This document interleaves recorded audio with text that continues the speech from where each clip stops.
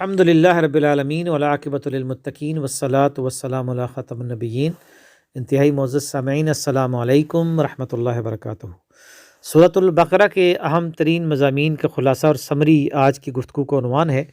سورۃ البقرہ 286 آیات کے پر مشتمل طویل ترین صورت ہے، اور اس کا جو مرکزی مضمون ہے وہ یہ ہے کہ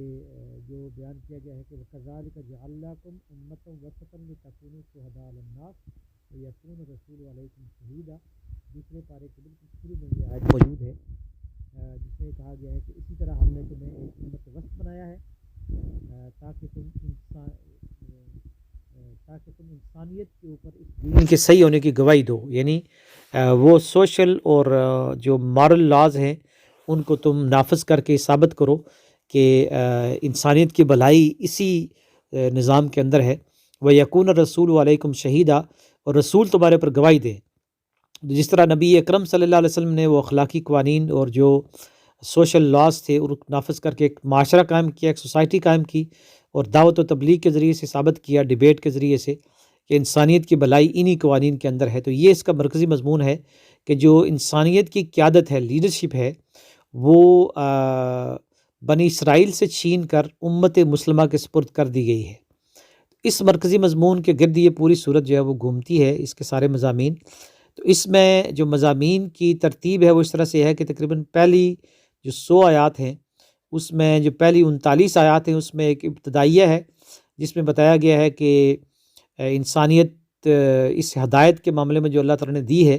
3 گروہ میں تقسیم ہے۔ جو مورل اور جو سوشل لاز اللہ تعالیٰ نے دیے ہیں،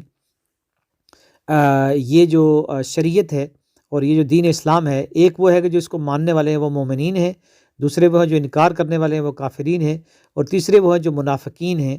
جو اس کے اوپر تھوڑا بہت ایمان تو لاتے ہیں لیکن پھر اس کے لیے قربانی کرنے کے لیے تیار نہیں ہوتے۔ تو یہ 3 گروہ ہے۔ اس کے بعد پھر جو ہے نا اس میں حضرت آدم علیہ السلام اور شیطان کا واقعہ بیان کیا گیا ہے، جس میں بتایا گیا ہے کہ ابلیس جو تھا وہ اس کا اصل مسئلہ حسد تھا اور تکبر تھا، کہ وہ حسد کی وجہ سے وہ یہ چاہتا تھا کہ یہ جو خلافت کا کی جو اہم ترین ذمہ داری اور یہ تاج ہے یہ اس کے سر پہ رکھا جائے، لیکن وہ اس کو نہیں ملا تو اس نے حسد کی وجہ سے انکار کر دیا۔ اور اس کے بعد پھر بنی اسرائیل کی تاریخ شروع ہو جاتی ہے 100 آیات کے اوپر مشتمل، تقریباً آیت نمبر 40 سے لے کر آیت نمبر 140 تک تقریباً یہ ہے نا بنی اسرائیل میں خاص طور پر یہود کی تاریخ اس میں بیان کی گئی ہے، اور اس میں ان کے مختلف جرائم بیان کیے گئے ہیں کہ کس طریقے سے انہوں نے اللہ کے راستے میں جدوجہد کرنے سے منہ موڑا، اور کھانے پینے اور جو ہے نا زبان کی لذت اور چٹخارے کے لیے انہوں نے اللہ کے راستے میں جہاد کو ترک کر دیا، اور جادو اور ٹونے اور اس طرح کے جو دوسرے علوم تھے ان کے پیچھے واتبعوا ما تتلو الشیاطین علی ملک سلیمان وما کفر سلیمان ولکن الشیاطین کفروا، یعنی جو انہیں دین اور شریعت اور جو تورات دی گئی تھی اس کی ایجوکیشن کے بجائے جادو ٹونے اور اس طرح کے علوم کے پیچھے وہ پڑ گئے، اور فنبذوہ وراء ظہورہم، اللہ کی کتاب کو اوپر سے پشت پھینک دیا۔ یشترون بآیات اللہ ثمنا قلیلا، دنیاوی فائدے کے لیے اللہ کی آیات کو انہوں نے ترجیح دینا شروع کر دی، اور حق کو باطل کے ساتھ مکس کرنے لگے اور حق کو چھپانے لگے۔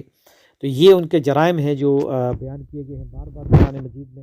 اور یہ کہ نبی اکرم صلی اللہ علیہ وسلم جب سچائی لے کر ان کے سامنے آئے تو انہوں نے ان کا انکار کر دیا، اور ان کے خلاف طرح طرح کی پروپیگنڈے کیے، اور ان کو تکلیفیں دینے کی کوشش کی، اور ان کو زبان سے اذیتیں دینے کی کوشش کی۔ یہ ان کے جرائم ہیں جو پہلے حصے میں بیان کیے گئے ہیں، یعنی بنی اسرائیل یا یہود کے ساتھ ایک زوردار ڈیبیٹ کے مجادلہ اس میں کیا گیا ہے۔ اس کے بعد پھر اس میں جو دوسرا حصہ ہے، جو اس کا اگلا حصہ ہے آیات نمبر 141-42 سے لے کر آخر تک، وہ امت مسلمہ سے خطاب ہے۔ اور جو امت مسلمہ سے خطاب ہے وہ دراصل اس میں ایک تو یہ بات تو بیان کی گئی ہے کہ یہود کی طرح نہ ہو جانا، اگر انہوں نے اللہ کے عہد کو توڑا اور اللہ کی کتاب کے اوپر سے کچھ پھینکا تو اللہ تعالیٰ نے ان کے اوپر ان کو ذلیل و رسوا کر دیا اور دنیا میں ان کو سزا دی، تو تمہارے ساتھ بھی یہی ہوگا اگر تم نے ایسا کیا۔ اور پھر اس کے بعد ایک ڈیٹیل کوڈ آف کنڈکٹ دیا ہے جس میں چند چیزیں بڑی نمایاں ہیں۔ ایک تو عبادات ہیں جس میں روزے کے احکامات ہیں، نماز کے بارے میں بتایا گیا ہے، حج کی ڈیٹیلز بتائی گئی ہے، اور اسی طرح معاملات کے بارے میں بتایا گیا ہے، فائنینشیل ٹرانزیکشن، مالی معاملات کیسے ہیں، رشوت نہیں دینی اور حلال طریقے سے رزق کمانا ہے، اور اس طریقے سے جو قرض کے لین دین کے اصول ہیں اس کو، اور پھر سود کو حرام قرار دیا گیا ہے۔ کہ یہ جو اصول ہیں ایک معاشرے کے، یعنی گویا کہ ایمان کے اوپر جو معاشرہ جب قائم ہوگا اس معاشرے کی بنیادیں کیا ہوں گی، اس ایمان کے تقاضے کیا ہیں،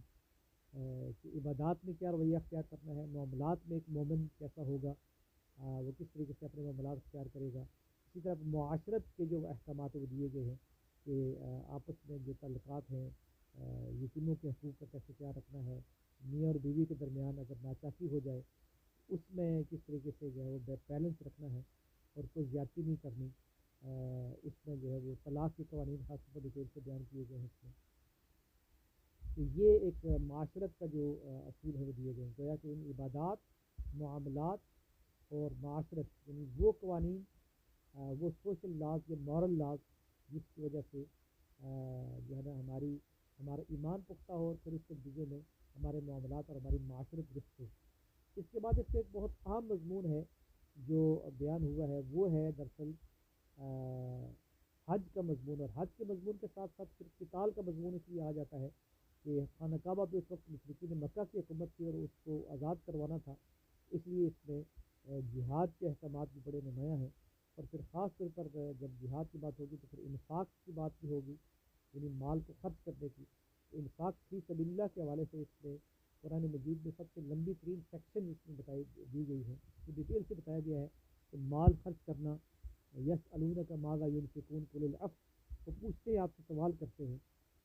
کہ کیا خرچ کریں، تو فرمایا گیا کہ جو بھی تمہاری ضرورت سے زیادہ ہو وہ سارے کا سارا خرچ کر دو۔ یہ ابتدائی حکم تھا، اس کے بعد پھر ظاہر ہے کہ بعد میں زکوٰۃ کا حکم آ گیا کہ 2.5% وہ دینی ہے، اور اس کی ڈیٹیل سے آنی شروع ہوئی۔ اسی طریقے سے جو ہے نا وہ یہ سمجھ لیں کہ اللہ کے راستے میں خرچ کرنے کے حوالے سے بہت ڈیٹیل سے احکامات میں دیے گئے ہیں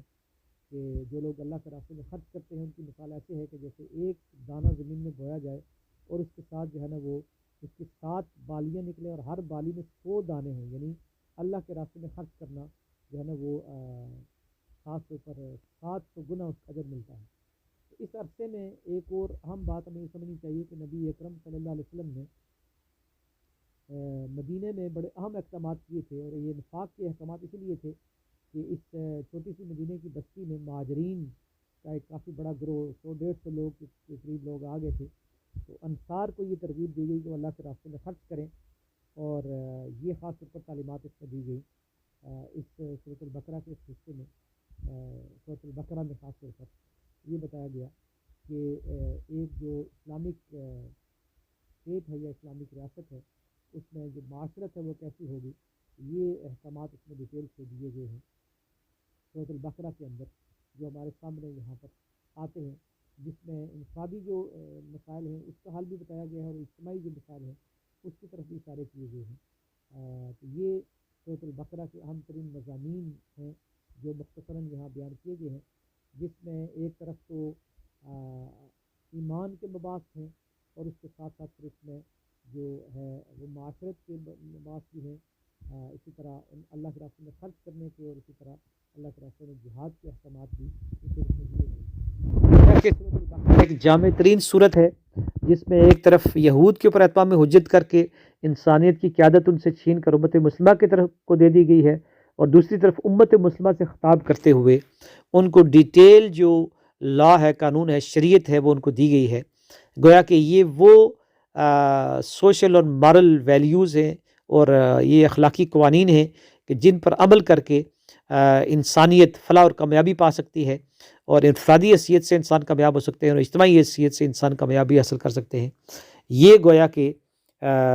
سورۃ البقرہ کے اہم ترین مضامین ہیں، اس کا ایک خلاصہ ہے۔ اللہ تعالیٰ سے دعا ہے کہ وہ ہمیں قرآن حکیم کو پڑھنے سمجھنے اور اس کے مطابق اپنی معاشرت اور اپنی انفرادی اور اجتماعی زندگی کو ڈھالنے کی توفیق عطا فرمائے، اور ان اصولوں کو ہم دریافت کر سکیں، ان مارل اصولوں کو اور ان اخلاقی اصولوں کو کہ جن پہ عمل کر کے ایک بیلنس معاشرہ اور سوسائٹی قائم کی جا سکتی ہے۔ وآخر دعوانا الحمد للہ رب العالمین۔